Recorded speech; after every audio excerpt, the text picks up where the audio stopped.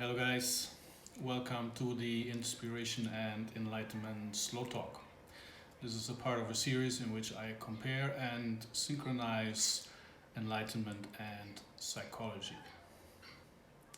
This is a series about the ego, our temporary identification that we assume during incarnations.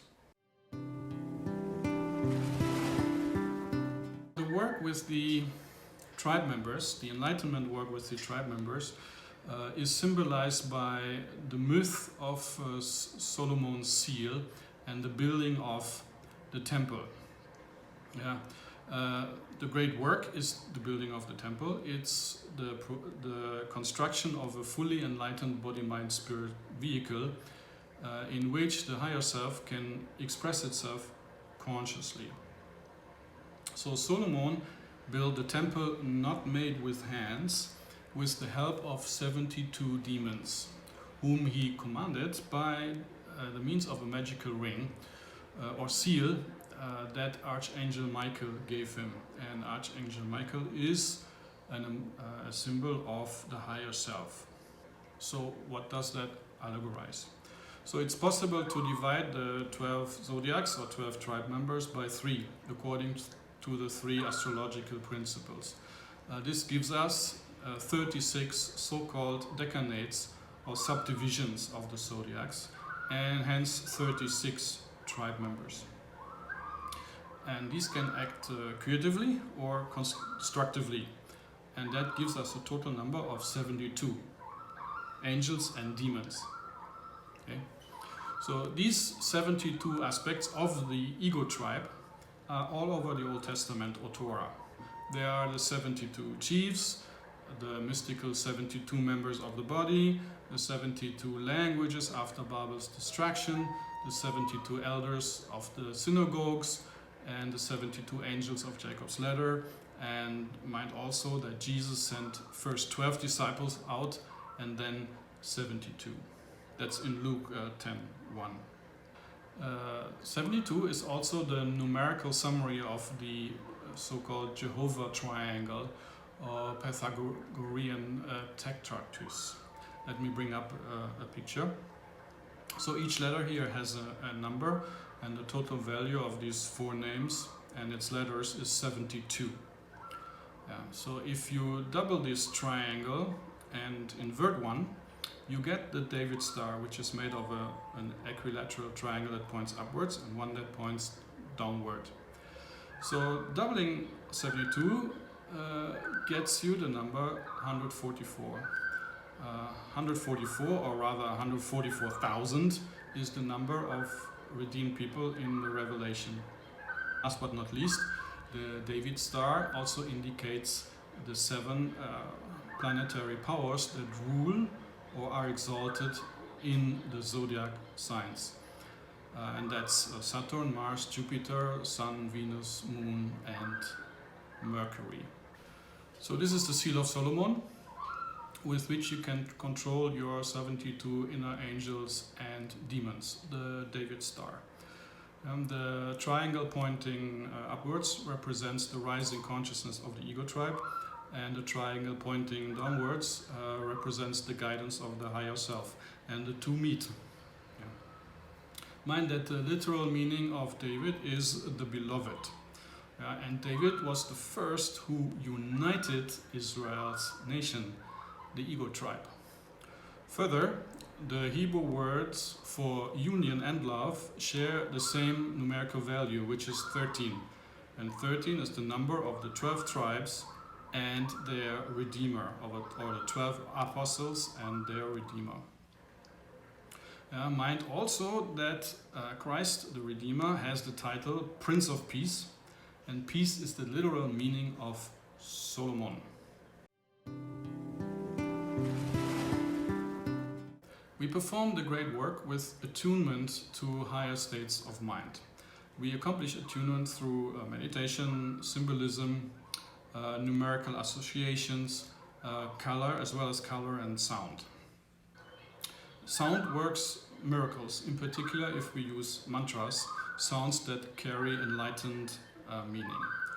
So what if we knew the names of our 72 inner angels and demons, knew how to intone their names, and knew how to summon them according to the enlightenment task at hand in order to build the temple? Now this is exactly how Solomon built the temple, and I'm going to show you the mystery. The names of the 72 angels and demons are coded in Exodus 14:19, 20 and 21. These are 3 verses with 72 letters each. The first and the third verse are read from right to left, and the second from left to right, that produces the 72 letter names. Together, 72 times 3 is 216, and that forms the Shem Ham Porash, the 216 letter name of God. Now, on a little side note, mind that 216 is 6 times 6 times 6, which implies the famous 666 of the Revelation, the number of the beast, which is the natural human body and the natural human ego linked with the zodiac. Mind also that the weight of the gold Solomon received every year to build his temple was 666. Kings 10:14 and 2 Chronicles 9:13. So we can retrieve the individual names of our 72 inner angels and demons by taking 3 letters of the verses, one after the other, and add either the suffix al or yh. The suffix al is taken from the god name El, which is also the common suffix for all the names of the archangels, like Michael or Gabriel. Yah, on the other hand, is a short form of Jehovah. So this gives us the 72 names of the angels and demons. The 72 names of our inner angel and demons are mantras, and they need to be chanted in Hebrew. They won't work if you do it in English. So there's a correspondence between Hebrew letters, numerals, and musical tones. So after working with the ego tribe for a while to go through the different stages of the great work, we will approach a state of total union, where the 12 tribe members, after they've done their work, and the soul and the higher self will be fused. In order to understand that, let me bring up the 7 stages of enlightenment. So the first one is common sense or common life. Then the first milestone is awakening.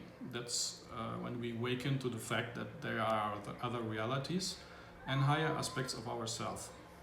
This is also when the enlightenment split happens between the alpha ego and the enlightenment ego. After that comes a time of study and revelation. That's a phase of healthy lifestyle, meditation, enlightenment study, positive thinking and feeling. When we prepared our vehicles through this initial phase, we can begin the great work. And the great work is a transformational work that changes our body-mind vehicle into something else. It can only begin if we discover consciousness, the universal substance. After we discover that, after our inner perception has been activated and we discover the universal substance, we start then the mystical work with our 72 inner angels and demons, as mentioned earlier. So when we do this long enough, we reach illumination, and illumination means full realization of the higher self. After the realization of the higher self, we will continue the great work together with the higher self and prepare for the ultimate transformation. And the ultimate transformation is then when this fusion takes place, which is the sixth milestone of enlightenment. So transformation, the sixth stage of enlightenment, is a fusion and ultimate union of the union tribe with the soul and the higher self. Mind that love is the power of union. So this final transformation is brought about by love. It can only be brought about by love. And that's why we need to be illuminated first before we can do this, because only together with the higher self can we love unconditionally. So, and the symbol of that ultimate union or fusion that we try to achieve is symbolized by the stone of the wise, the unbreakable union between the ego, the soul, and the higher self. And this transformation is experienced like a death and a rebirth. Yeah, and we die, our old vehicles die, and we are reborn as into a new species called Homo spiritualis or Homo illuminatis, whatever name you want to give it. Yeah, and that one has not anymore this old separative ego awareness. It has a new ego awareness that includes soul awareness and the awareness of the higher self. Allow me to give you a short quote from Carlos Castaneda that hints at this. "No way," he said, gently patting my shoulder. "Warriors prepare themselves to be aware, and full awareness comes to them only when there is no more self-importance left in them. Only when they are nothing do they become everything." Carlos Castaneda, The Fire from Within, page 128. Now, it's very hard to find enlightenment sources that describe the sixth stage of enlightenment, the transformation, because it's so advanced, and it's also very hard to describe, I guess, to our common sense mind. Yeah. So Jesus' transfiguration on I think it was Mount Tabor, is one of that very rare instances where the transformation is described. But also Carlos Castaneda hints at it in a very nice way. Allow me to quote again. "But what's the death's hidden option that is picked up only by sorcerers, Don Juan?" I asked. "For a sorcerer, death is a unifying factor. Instead of disintegrating the organism, as it is ordinarily the case, death unifies it." "How can death unify anything?" I protested. "Death for a sorcerer," he said, "terminates the reign of individual moods in the body. The old sorcerers believed it was the dominion of the different parts of the body that ruled the moods and the actions of the total body. Parts that become dysfunctional drag the rest of the body to chaos, such as, for instance, when yourself gets sick from eating junk. In that case, the mood of your stomach affects everything else. Death eradicates the dominion of those individual parts. It unifies their awareness into one single unit." Of course, he didn't mean the physical death here, rather the mystical death and rebirth. Allow me to give you a second quote that takes this further. "For sorcerers, death is an act of unification that employs every bit of their energy. You are thinking of death as a corpse in front of you, a body on which decay has settled. For sorcerers, when the act of unification takes place, there is no corpse. There is no decay. Their bodies in their entirety have turned into energy, energy possessing awareness that is not fragmented. The boundaries that are set up by the organism, boundaries which are broken down by death, are still functioning in the case of sorcerers, although they are no longer visible to the naked eye." Carlos Castaneda, The Active Side of Infinity, page 190 and 91. The inner fire is the fire of enlightenment, the force of esprit or spirit, the fire that Prometheus brought to mankind. It is esprit that will incinerate our body-mind vehicle and fuse it into a new creature. And to give you a sense of that, I will give you a final quote from Carlos Castaneda.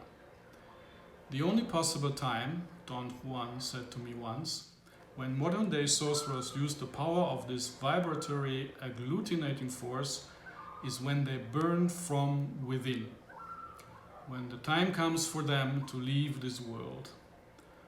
It is simplicity in itself for sorcerers to place their absolute and total consciousness on the binding force with the intent to burn.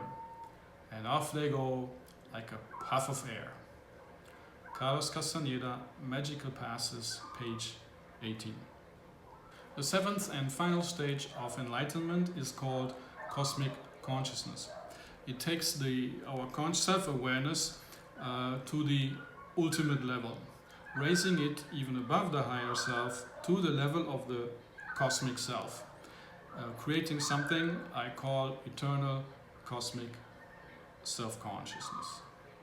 So I hope you enjoyed this little series about the ego, and thank you for watching this episode of the Inspiration and Enlightenment Slow Talk. Please help spreading the light with a like and a share, and don't forget to subscribe. Love and light.